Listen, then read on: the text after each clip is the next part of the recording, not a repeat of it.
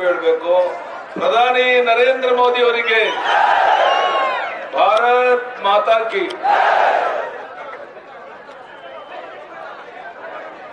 ಮಾಜಿ ಸಂಸತ್ ಸದಸ್ಯರು, ಈ ಭಾಗದ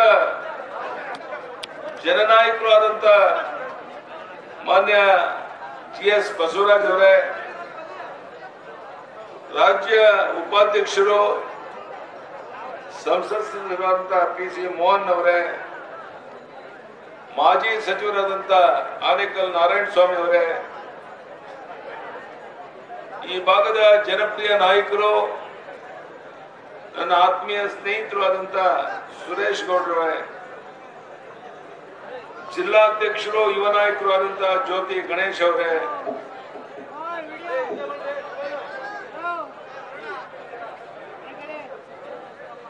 ಎನ್ ರವಿಕುಮಾರ್ ಅವರೇ, ಬಿಜೆ ಪುಟ್ಟಸ್ವಾಮಿ ಅವರೇ, ಡಿ.ಎಸ್. ವೀರೇನ್ ಅವರೇ, ವಾಮನಾಚಾರ್ಯ ಅವರೇ, ಕಿರಣ್ ಕುಮಾರ್ ಅವರೇ, ಮಾಲಿ ಮರಿಯಪ್ಪನವರೇ, ಗೋವಿಂದಪ್ಪನವರೇ, ಬಿ.ಕೆ. ಮಂಜುನಾಥ್ ಅವರೇ, ಎಸ್.ಆರ್. ಗೌಡ್ರೆ, ಸಿ.ಎಂ. ನಾಗರಾಜ್ ಅವರೇ, ಬಾಲಿಗೌಡ್ರವರೇ, ಜಗದೀಶ್ ಚೌಧರಿ ಅವರೇ, ಶ್ರೀ ತಿಪ್ಪೇಸ್ವಾಮಿ ಅವರೇ, ಮಾಜಿ ಸಂಸದರಾದಂತಹ ಜನಾರ್ದನ್ ಸ್ವಾಮಿ ಅವರೇ, ಶ್ರೀಮತಿ ಮಧುಶ್ರೀ ಮಂಜುನಾಥ್ ಅವರೇ, ಶಿಕ್ಷಣ ಕ್ಷೇತ್ರದ ಅಭ್ಯರ್ಥಿ ಆಲ್ಗೋರ್ ನೇಪಾಕ್ಷಪ್ತವರೇ, ನಮ್ಮ ನಿರೀಕ್ಷೆ ಮೀರಿ ಈ ಶಿರಾ ಕ್ಷೇತ್ರದಲ್ಲಿ ಬಹಳ ದೊಡ್ಡ ಪ್ರಮಾಣದಲ್ಲಿ ತಾವೆಲ್ಲ ಸೇರಿದ್ದೀರ. ಈ ಜನಸ್ತೋಮವನ್ನು ನೋಡಿದ್ರೆ, ಇಲ್ಲಿರುವಂತಹ 16,000 ಜನ ಯುವಕರನ್ನ ನೋಡಿದ್ರೆ, ನೀವು ಒಗ್ಗಟ್ಟಾಗಿ ಒಂದಾಗಿ ನಾವು ಮಾಡುವಂತ ಸರ್ವೆ ಪ್ರಕಾರ, ಅಮಿತ್ ಶಾ ಮಾಡಿಸೋ ಸರ್ವೆ ಪ್ರಕಾರ ಯಾರಿಗೆ ಗೆಲ್ಲೋದಕ್ಕೆ ಅವಕಾಶ ಇದೆ ಅವ್ರಿಗೆ ಸೀಟ್ ಸಿಕ್ಕಾಗ ಯಾವುದೇ ಭೇದ ಭಾವನೆಯನ್ನ ಮಾಡದೇನೆ ಈಗ ಯಾವ ರೀತಿ ಒಗ್ಗಟ್ಟಿನ ಈ ಕಾರ್ಯಕ್ರಮ ಮಾಡಿದ್ದೀರಾ, ಅದೇ ರೀತಿ ಚುನಾವಣೆ ಎದುರಿಸ್ತೇವೆ ಅನ್ನೋದೆಲ್ಲ ಕೈ ಎತ್ತಿ ನೋಡೋಣ. ಯಾಕೆಂದ್ರೆ ಅಮಿತ್ ಶಾ ಅವ್ರಿಗಾಗ್ಲಿ ನನಗಾಗ್ಲಿ ನಮ್ಮ ಸುಮ್ಮನೆ ಚಿಕ್ಕಪ್ಪ ದೊಡ್ಡಪ್ಪನ ಯಾರು ಮಕ್ಕಳಿಲ್ಲ. ನಮ್ಮ ಉದ್ದೇಶ ಒಂದೇ, ಕರ್ನಾಟಕ ರಾಜ್ಯದಲ್ಲಿ 150 ಕ್ಷೇತ್ರ ಗೆದ್ದು ಸ್ವಚ್ಛ, ದಕ್ಷ, ಒಂದು ಪ್ರಾಮಾಣಿಕ ಆಡಳಿತವನ್ನು ಕೊಡಬೇಕು ಅನ್ನೋ ಒಂದೇ ಒಂದು ಗುರಿ ನಮ್ಮದು.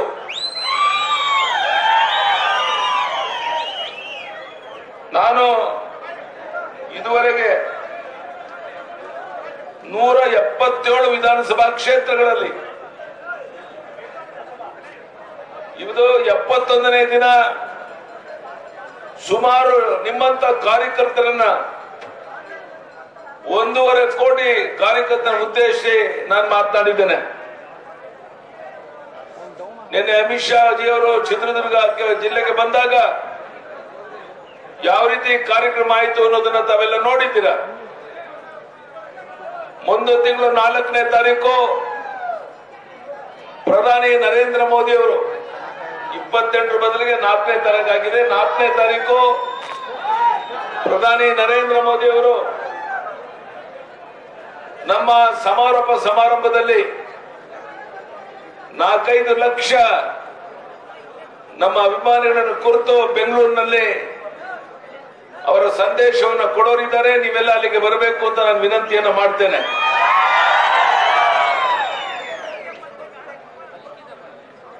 ಈ ತಾಲೂಕಿನ ವಿಶೇಷ ಅಂದ್ರೆ ಕೆಇಬಿ ಕಚೇರಿಗೆ ಹೋಗಿ, ತಾಲೂಕು ಆಫೀಸ್ ಕಚೇರಿಗೆ ಹೋಗಿ ಯಾವುದೇ ಕೆಲಸ ಕಾರ್ಯಗಳಾಗಬೇಕು ಅಂತಿದ್ರು ಲಂಚ ಕೊಡದೇನೆ, ದುಡ್ಡು ಕೊಡದೇನೆ ಯಾವುದೇ ಕೆಲಸ ಆಗೋದಿಲ್ಲ ಅನ್ನೋಂಥದ್ದು ನೀವು ನೋಡಿದ್ದೀರಾ.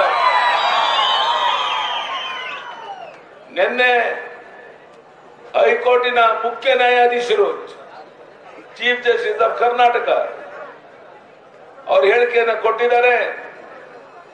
ಬಹುಶಃ 3-4 ಗಂಟೆಗೆ ವರ್ಗಾವಣೆ ಮಾಡುವಂತ ದಂಧೆ ಕರ್ನಾಟಕದಲ್ಲಿ ನಡೀತಾ ಇದೆ. ಇದರಿಂದ ಯಾರು ಉದ್ಧಾರ ಆಗೋದಿಲ್ಲ ಅಂತ ಹೇಳಿ ಛೀಮಾರಿ ಹಾಕದನ್ನ ಕನ್ನಡಪ್ರಭದಲ್ಲಿ ಬಂದಿರುವುದನ್ನ ತಾವು ನೋಡಿದ್ದೀರಾ. ಈ ಸರ್ಕಾರಕ್ಕೆ ವರ್ಗಾವಣೆ ಒಂದು ದಂಧೆ ಆಗಿದೆ, ಒಂದು ವ್ಯಾಪಾರ ಆಗಿದೆ. ಜನಹಿತವನ್ನ ಸಂಪೂರ್ಣ ಮರೆತು ಒಂದು ರೀತಿ ತೊಗಲಕ್ ದರ್ಬಾರ್ ಮಾಡ್ತಾ ಇರೋದನ್ನ ತಾವೆಲ್ಲ ಗಮನಿಸಿದ್ದೀರಾ ಅಂತ ನಾನು ತಿಳ್ಕೊಂಡಿದ್ದೇನೆ ಬಂಧುಗಳೇ. ಇವತ್ತು ಅನೇಕ ಜ್ವಲಂತ ಸಮಸ್ಯೆಗಳಿವೆ. ಬಹಳ ಮುಖ್ಯವಾಗಿ ನನ್ನ ಆದ್ಯತೆ ನಮ್ಮ ಸರ್ಕಾರ ಬಂದ ತಕ್ಷಣ ಈ ರೈತನ ಹೊಲಕ್ಕೆ ನೀರು ಕೊಟ್ಟು ಕೆರೆ ಕಟ್ಟೆಗಳನ್ನು ತುಂಬಿಸಿ ನೀನು ಬೆಳೆದಂತ ಬೆಳೆಗೆ ಒಂದು ವೈಜ್ಞಾನಿಕ ಬೆಲೆ ಕೊಟ್ಟು ನೆಮ್ಮದಿಯಿಂದ ಬದುಕುವಂತ ವ್ಯವಸ್ಥೆ ಮಾಡಬೇಕು ಅನ್ನೋ ಸಂಕಲ್ಪ ನಮ್ದಾಗಿದೆ. ನಾನು ಅಂದಾಜು ಮಾಡಿದ್ದೇನೆ, 1 ಲಕ್ಷ ಕೋಟಿ ರೂಪಾಯಿನ ನಾವು ಖರ್ಚು ಮಾಡಿದ್ರೆ ಈಗೇನು ಕಾಮಗಾರಿಗಳು ನಡೀತಾ ಇದೆ ಅಥವಾ ಇನ್ನೂ ಅತ್ಯಂತ ಮುಖ್ಯವಾದ ಕಾಮಗಾರಿಗಳು ಆಗ್ಬೇಕಾಗಿದೆ, ಅವೆಲ್ಲವನ್ನ ಪೂರ್ಣ ಮಾಡಬಹುದು. ನಾನು ನಿಮಗೆ ಭರವಸೆಯನ್ನು ಕೊಡ್ತೇನೆ. ಇವತ್ತೇನು ಮೂಗಿಗೆ ತುಪ್ಪ ಹಚ್ಚಿ ಸುಳ್ಳು ಭರವಸೆಯನ್ನು ಕೊಟ್ಟು ನಿಮಗೆ ದ್ರೋಹ ಮಾಡಿದಾರೋ ಈ ಕಾಂಗ್ರೆಸ್ನವರು, ಆ ರೀತಿ ನಿಮಗೆ ನಂಬಿಕೆ ದ್ರೋಹ, ವಿಶ್ವಾಸ ದ್ರೋಹ ಮಾಡ್ದೇನೆ ಅತ್ಯಂತ ಪ್ರಾಮಾಣಿಕವಾಗಿ ನೀರಾವರಿಗೆ ಆದ್ಯತೆಯನ್ನು ನಾನು ಕೊಡ್ತೇನೆ. ಭದ್ರಾ ಮೇಲ್ದಂಡೆ ಯೋಜನೆ ಚಿತ್ರದುರ್ಗ, ತುಮಕೂರು, ಕೋಲಾರ, ಚಿಕ್ಕಬಳ್ಳಾಪುರ ಈ 4 ಜಿಲ್ಲೆಗಳಿಗೆ ಕುಡಿಯೋ ನೀರಿನ ಆದ್ಯತೆ ಹಾಗೂ ವ್ಯವಸಾಯಕ್ಕೆ ಅನುಕೂಲ ಮಾಡಿಕೊಡೋದಕ್ಕೋಸ್ಕರ ಭದ್ರಾ ಮೇಲ್ದಂಡೆ ಯೋಜನೆ 12,340 ಕೋಟಿ ಯೋಜನೆ ನಾನು ಪ್ರಾರಂಭ ಮಾಡಿದ್ದೆ.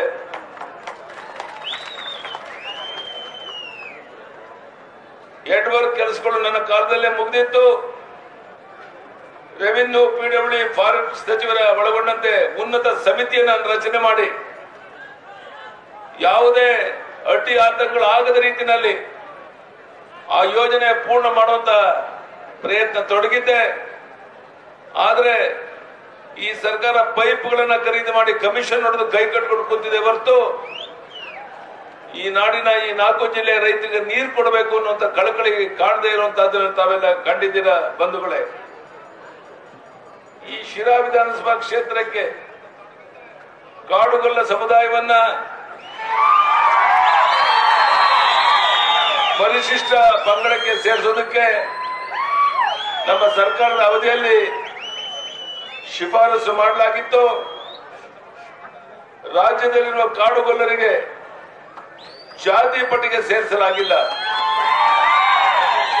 ನೆಲೆ ಕಲ್ಪಿಸಲಾಗಿಲ್ಲ. ಆರ್ಥಿಕವಾಗಿ, ಶೈಕ್ಷಣಿಕವಾಗಿ ಅವರಿಗೆ ಅವಕಾಶ, ಬೆಂಬಲ ನೀಡುವ ಅವಶ್ಯಕತೆ ಇದೆ. ಶಿರಾ ಕ್ಷೇತ್ರದಲ್ಲಿ ಹಿಂದುಳಿದ ವರ್ಗಗಳು ಮತ್ತು ಗೊಲ್ಲರು ವಾಸಿಸುವ ಪ್ರದೇಶಗಳಲ್ಲಿ ಮೂಲಭೂತ ಸೌಕರ್ಯ ಕಲ್ಪಿಸುವ ನಿಟ್ಟಿನಲ್ಲಿ ಆದ್ಯತೆ ಮೇಲೆ ನಮ್ಮ ಸರ್ಕಾರ ಬಂದ ತಕ್ಷಣ ಕ್ರಮ ಕೈಗೊಳ್ಳುತ್ತೇನೆ ಎಂಬ ಭರವಸೆಯನ್ನು ನಾನು ಕೊಡ್ತಾ ಇದ್ದೇನೆ. ಹಾಗೆಯೇ ಕಾಡುಗೊಲ್ಲ ಸಮುದಾಯದ ಸಾಂಸ್ಕೃತಿಕ ಸಂಕೇತವಾಗಿರುವ ವೀರ ಜುಂಜಪ್ಪನ ಹೆಸರನ್ನ ಶಾಶ್ವತವಾಗಿ ಉಳಿಸಿಕೊಳ್ಳುವ ಕ್ರಮ ಕೈಗೊಳ್ಳುತ್ತೇನೆ. ರಾಜ್ಯದಲ್ಲಿ ಸುಮಾರು 28 ಲಕ್ಷದಲ್ಲಿರುವಂತಹ ಗೊಲ್ಲ ಸಮುದಾಯಕ್ಕೆ ಸರಿಯಾದಂತಹ ರಾಜಕೀಯ ಪ್ರಾತಿನಿಧ್ಯ ಸಿಗಬೇಕಾಗಿದೆ. ರಾಜಕೀಯವಾಗಿ, ಶೈಕ್ಷಣಿಕವಾಗಿ, ಆರ್ಥಿಕವಾಗಿ ನೀವು ಎಲ್ಲರಂತೆ ಮುಂದೆ ಬರಬೇಕು.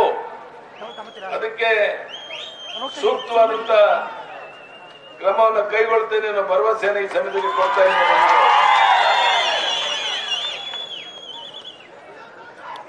ನನ್ನ ಕಾಲದಲ್ಲಿ ಶಿರಾ ತಾಲೂಕಿಗೆ 42 ಕೆರೆಗಳ ನೀರು ಹರಿಸುವ ಯೋಜನೆಗೆ ಕ್ಯಾಬಿನೆಟ್ ಅಲ್ಲಿ ಅನುಮೋದನೆ ಕೊಟ್ಟಿದ್ದೆ ನಾನು. ತುಮಕೂರು ಮತ್ತು ದಾವಣಗೆರೆ ರೈಲ್ವೆ ಯೋಜನೆಗೆ ಮುಖ್ಯಮಂತ್ರಿ ಆಗಿದ್ದಾಗ ರಾಜ್ಯ ಸರ್ಕಾರದಿಂದ ಭೂಮಿ ಮತ್ತು ಆರ್ಥಿಕ ನೆರವು ಕೊಟ್ಟು ಯೋಜನೆ ಪ್ರಾರಂಭ ಮಾಡಿದ್ದೆ. ಅದೇ ರೀತಿ ಮದಲೂರು ಕೆರೆಗೆ ಕುಡಿಯುವ ನೀರಿನ ಉದ್ದೇಶಕ್ಕಾಗಿ ಹೇಮಾವತಿ ನೀರನ್ನ ಹರಿಸೋದಕ್ಕೆ ಕ್ಯಾಬಿನೆಟ್ ನಲ್ಲಿ ತಾಂತ್ರಿಕ ಅನುಮೋದನೆ ನಾನು ಕೊಟ್ಟಿದ್ದೆ. ಶಿರಾ ನಗರಕ್ಕೆ ನಗರೋತ್ಥಾನಕ್ಕೆ 1 ಮತ್ತು 2ನೇ ಹಂತವಾಗಿ 25 ಕೋಟಿ ರೂಪಾಯಿಗಳ ನೆರವು ನಾನು ಕೊಟ್ಟಿದ್ದೆ. ಅಶೋಕ್ ಆರೋಗ್ಯ ಸಚಿವರಾಗಿದ್ದಾಗ ಶಿರಾ ಸಾರ್ವಜನಿಕ ಆಸ್ಪತ್ರೆಯನ್ನ ಮೇಲ್ದರ್ಜೆಗೇರಿಸಿದ್ದು.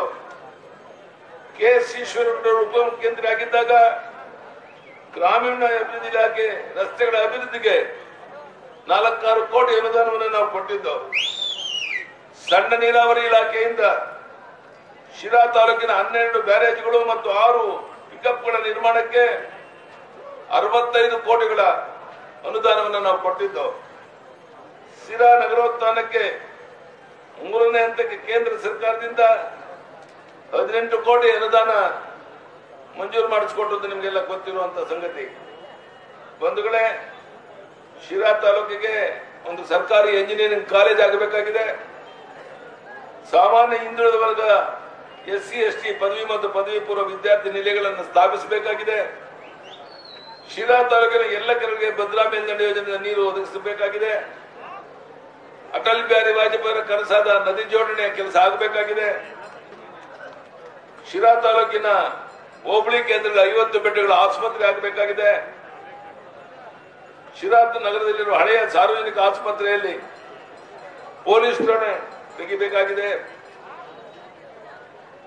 ಈ ಜಿಲ್ಲಾ ಉಸ್ತುವಾರಿ ಸಚಿವರು ಮತ್ತು ಕ್ಷೇತ್ರದ ಶಾಸಕರು ಶಿರಾ ತಾಲೂಕಿನ ಎಲ್ಲ ಸರ್ಕಾರಿ ಕಚೇರಿಗಳಲ್ಲಿ ಅತಿಯಾದ ಭ್ರಷ್ಟಾಚಾರ ಹೆಚ್ಚಾಗಿರುತ್ತೆ, ತಡೆಯಕ್ಕಾಗಿಲ್ಲ. ಕಾನೂನು ಸಚಿವರೇ ಸ್ವಕ್ಷೇತ್ರದಲ್ಲಿ ನ್ಯಾಯಾಲಯಗಳಲ್ಲಿ ಸಹಾಯಕ ಸರ್ಕಾರಿ ಅಭಿಯೋಜನಾ ಹುದ್ದೆಗಳು 2 ವರ್ಷದಿಂದ ಖಾಲಿ ಬಿದ್ದಿದ್ರು ಸಹ ಅದನ್ನು ತುಂಬಿಲ್ಲ. ಸಚಿವರ ಬೆಂಬಲಿಗರಿಂದಲೇ ತಾಲೂಕಿನ ನಿರಂತರವಾಗಿ ಮರಳು ಲೂಟಿ ಆಗ್ತಾ ಇರುವಂತಹದ್ದು ನಿಮಗೆಲ್ಲ ಗೊತ್ತಿರುತ್ತೆ. ಬಿಜೆಪಿ ಸರ್ಕಾರದ ಅವಧಿಯಲ್ಲಿ ಬಿಡುಗಡೆಯಾದ ನಗರೋತ್ಥಾನ ಕೆಲಸ ಕಳಪೆ ಕಾಮಗಾರಿ ಆಗಿದ್ರು, ಅದನ್ನ ಗಮನಿಸಿಲ್ಲ. ತಾಲೂಕಿನ ಎಲ್ಲ ರಸ್ತೆಗಳು ಹದಗೆಟ್ಟಿದೆ. ರೈಲ್ವೆ ಮತ್ತು ಭದ್ರಾ ಮೇಲ್ದಂಡೆ ಯೋಜನೆ ನಿರ್ಗತಿಗೆ ಬಿದ್ದಿದೆ. ಶಿರಾ ತಾಲೂಕಿನಲ್ಲಿ ಯಾರು ಹಿಂದೂ ಪರ ಹೋರಾಟ ಮಾಡುವ ಬಿಜೆಪಿ ಕಾರ್ಯಕರ್ತರ ಮೇಲೆ ಅಧಿಕಾರಿಗಳು ಮತ್ತು ಪೊಲೀಸರಿಂದ ಬೆದರಿಕೆ ಹಾಕಿ ರೌಡಿ ಸೇರಿಸಿ ಕೇಸ್ಗಳನ್ನು ಹಾಕ್ತಾ ಇದ್ದಾರೆ.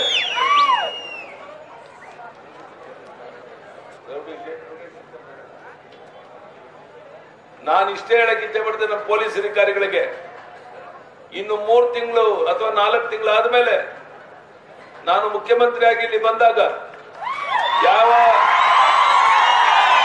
ಪೊಲೀಸ್ ಅಧಿಕಾರಿಗಳು ಕಾಂಗ್ರೆಸ್ಸಿನ ಕೈಗೊಂಬೆಯಂತೆ ವರ್ತಿಸಿ ಕಾನೂನು ಬಾಹಿರವಾಗಿ ನಮ್ಮ ಕಾರ್ಯಕರ್ತರಿಗೆ ಕಿರುಕುಳ ಕೊಟ್ಟು ರೌಡಿ ಲಿಸ್ಟ್ನಲ್ಲಿ ಸೇರಿಸಿ ಭಯದ ವಾತಾವರಣ ಸೃಷ್ಟಿ ಮಾಡ್ತಾ ಇದ್ದೀರಾ. ನಿಮ್ಮ ಪರಿಸ್ಥಿತಿ ನೆಟ್ಟಗಾಗ್ಲಿಕ್ಕಿಲ್ಲ. ನಾವು ಅಧಿಕಾರಕ್ಕೆ ಬಂದ ಮೇಲೆ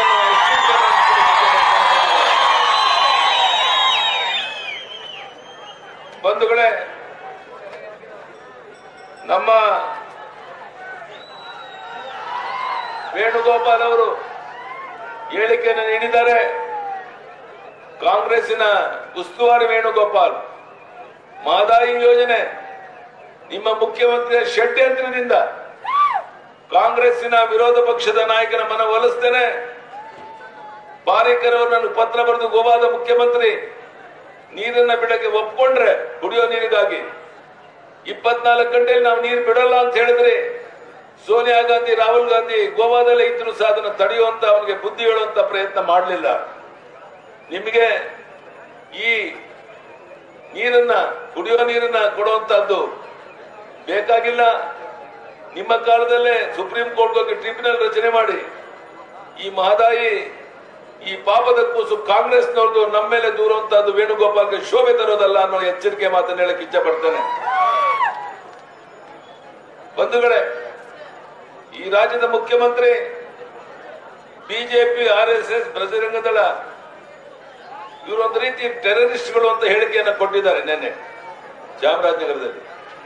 ನಾನು ಸಿದ್ದರಾಮಯ್ಯನವ್ರಿಗೆ ಕೇಳ್ತೇನೆ, ಸಿದ್ದರಾಮಯ್ಯನವರೇ, ಈ ದೇಶದಲ್ಲಿ 19 ರಾಜ್ಯಗಳಲ್ಲಿ ಭಾರತೀಯ ಜನತಾ ಪಾರ್ಟಿ ಸರ್ಕಾರ ಇದೆ. ಪ್ರಧಾನಮಂತ್ರಿ ನರೇಂದ್ರ ಮೋದಿ ಅವರ ಅಧಿಕಾರಕ್ಕೆ ಬಂದಾಗ 6 ರಾಜ್ಯಗಳಲ್ಲಿ ಅಧಿಕಾರ ಇತ್ತು, 19 ಬಂದಿದ್ದೇವೆ. ಇನ್ನು 3-4 ತಿಂಗಳಲ್ಲಿ 23 ರಾಜ್ಯಗಳಲ್ಲಿ ಅಧಿಕಾರಕ್ಕೆ ಬರುತ್ತದೆ. ಇಡೀ ದೇಶದ ಜನ, ಇಡೀ ಜಗತ್ತು ಅಚ್ಚರಿಯಿಂದ ಪ್ರಧಾನಮಂತ್ರಿ ನರೇಂದ್ರ ಮೋದಿ ಅವರ ಅಭಿವೃದ್ಧಿ ಕಾರ್ಯವನ್ನು ಮೆಚ್ಚುತ್ತಾ ಇರಬೇಕಾದ್ರೆ ನೀವು ಮಾತ್ರ ಪ್ರಧಾನಮಂತ್ರಿ ನರೇಂದ್ರ ಮೋದಿ ಅವರ ಪಕ್ಷ ಭಾರತೀಯ ಜನತಾ ಪಾರ್ಟಿಯನ್ನ ಟೆರರಿಸ್ಟ್ ಪಾರ್ಟಿ ಅಂತ ಹೋಲಿಕೆ ಮಾಡುವಂತದ್ದು ನಿಮಗೆ ಶೋಭೆ ತರುವುದಿಲ್ಲ. ಸಿದ್ದರಾಮಯ್ಯನವರೇ, ನಿಮ್ಮ ಯೋಗ್ಯತೆಗೆ ಪ್ರಧಾನಿ ನರೇಂದ್ರ ಮೋದಿ ಅವರು ಗುಜರಾತ್, ಮಹಾರಾಷ್ಟ್ರ, ಕರ್ನಾಟಕದ ಮುಖ್ಯಮಂತ್ರಿಗಳನ್ನ ಹೊರದೇಶಗಳಲ್ಲಿ ಹೋಗಿ ಹೂಡಿಕೆಯನ್ನು ಮಾಡಕ್ಕೆ, ಬಂಡವಾಳ ತರೋದಕ್ಕೋಸ್ಕರ ವಿದೇಶಕ್ಕೆ ಹೋಗಿ ನಿಮ್ಮನ್ನ ಬರಕ್ಕೆ ಆಮಂತ್ರಣ ಕೊಟ್ರೆ ಹೋಗದೇನೆ ಕನ್ನಡ ನಾಡಿನ 6.5 ಕೋಟಿ ಜನಕ್ಕೆ ದ್ರೋಹ ಮಾಡಿರುವಂತ ಮುಖ್ಯಮಂತ್ರಿ ಈ ರಾಜ್ಯದ ಸಿದ್ದರಾಮಯ್ಯ ಅವರು. ನೀವು ಅವತ್ತು ಹೋಗಿದ್ದಿದ್ರೆ 16,000 ಕೋಟಿ ಬಂಡವಾಳ ಹರಿದು ಬರ್ತಾ ಇತ್ತು, ಕೈಗಾರಿಕೆಗಳು ಪ್ರಾರಂಭ ಆಗ್ತಾ ಇತ್ತು, ಇಲ್ಲಿರುವಂತಹ ನಿರುದ್ಯೋಗಿಗಳಿಗೆ ಉದ್ಯೋಗ ಸಿಗ್ತಾ ಇತ್ತು. ಇದೇನೋ ಮಾಡೋದಕ್ಕೆ ನಿಮ್ಗೆ ಕಳಕಳಿ ಇಲ್ಲ, ಆಸಕ್ತಿ ಇಲ್ಲ. ಒಂದು ರೀತಿ ಲೂಟಿ ಹಗಲ ದರೋಡೆ ಮಾಡ್ತಾ ಇದ್ದೀರಾ. ಈ ದೇಶದಲ್ಲಿ ಭ್ರಷ್ಟಾಚಾರದಲ್ಲಿ ಮೊದಲನೇ ಸ್ಥಾನದಲ್ಲಿ ಇದ್ದೀರಾ. ಕಾನೂನು ಸುವ್ಯವಸ್ಥೆ ಸಂಪೂರ್ಣ ಹದಗೆಟ್ಟೋಗಿದೆ. ಕೊಲೆ ಸುಲಿಗೆ ನಿರಂತರವಾಗಿ ನಡೀತಾ ಇದೆ. ಆದ್ರೂ ಸಹ ಲಜ್ಜೆಗೆಟ್ಟ ಮಾತನ್ನ ಈ ರಾಜ್ಯದ ಮುಖ್ಯಮಂತ್ರಿ ಮಾತನಾಡ್ತಾ ಇದ್ದಾರೆ. PFI, KFD, STFI ನಿಷೇಧ ಮಾಡಿ ಅಂತ ಹೇಳಿದ್ರೆ ಕೇಳದೇನೆ ಅವ್ರ ಮೇಲಿದ್ದ ಎಲ್ಲ ಕೇಸ್ಗಳನ್ನ ವಾಪಸ್ ತಗೊಂಡು ಅವ್ರಿಗೆ ರಕ್ಷಣೆ ಮಾಡುವಂತ ಪ್ರಯತ್ನ ಮಾಡ್ತಿರುವಂತ ನೀವು ಜಾತಿವಾದಿಗಳು, ನೀವು ಟೆರರಿಸ್ಟ್ ಬೆಂಬಲ ಕೊಡ್ತಾ ಇದ್ದೀರೋ, ನಾವು ಕೊಡ್ತಾ ಇದ್ದೀವಿ, ಈ ರಾಜ್ಯದ ತೀರ್ಮಾನ ಮಾಡೋರಿದ್ದಾರೆ. ರಾಮಭಕ್ತ ಹನುಮನ ನಾಡಿನಲ್ಲಿ ಅವ್ರು ಹೇಳ್ತಾರೆ ಸಿದ್ದರಾಮಯ್ಯನ ಹೆಸರಲ್ಲೇ ರಾಮನ ಹೆಸರಿದೆ ಅಂತ.